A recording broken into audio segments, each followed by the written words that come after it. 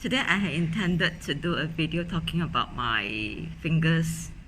Okay, today I went to the hospital to replace some lost splint because it kept dropping. Sometimes it just slipped off my fingers, or sometimes I took it out and I don't know where I placed it. So finally I decided to just get them replaced. It costs around $10 one piece. It is not very common for CIDP patients to have this hands or fingers deformation, but well, there are cases like this.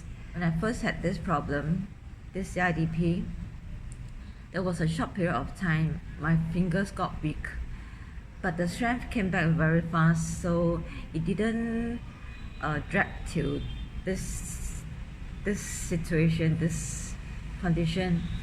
This time round, the strength did not come back and the muscle got weaker, so the problems is actually my thumb, because there isn't any splint or gadget that can help me to really make it function. As for other fingers, there are actually many kinds of splints available in the market that I can use, and the cheaper option is actually this over 8. Let me try and describe the sensation of my fingers. The whole area is numb. My palm, the back of my hand, the fingers is numb.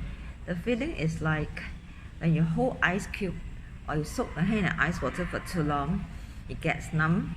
Yeah, it's that kind of sensation. The sensation is not sharp. It is numb, but you can still feel, and in fact it's very sensitive. The thing about wearing this splint is because of its shape. This part, I use it to block the knuckle, the joint there, so that it can straighten. It's useful for me when I need to be on my laptop when I type. But when I write, because of the design, I cannot bend. Whereas today, the therapist actually introduced another kind of splint for me, which I like it very much.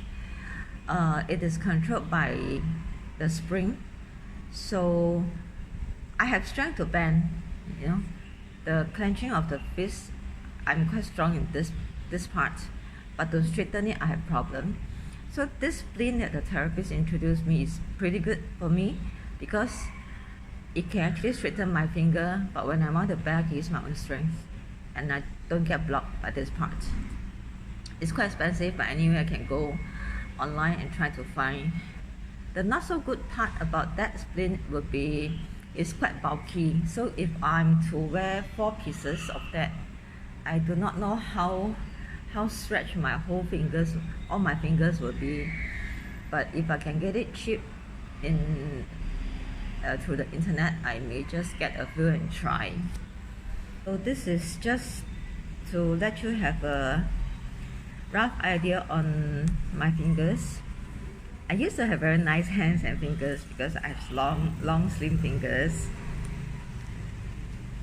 Very nice nails too. I used to do manicure back then, when I used to like move around, do some nice manicure occasionally with my sisters. But well, not anymore because I can't even straighten it, so how do I do it? That's fine, it didn't really bother me very much nowadays, because that's not a priority in life now. Things will get better as usual, I always believe that. Alright, I'll see you a bit.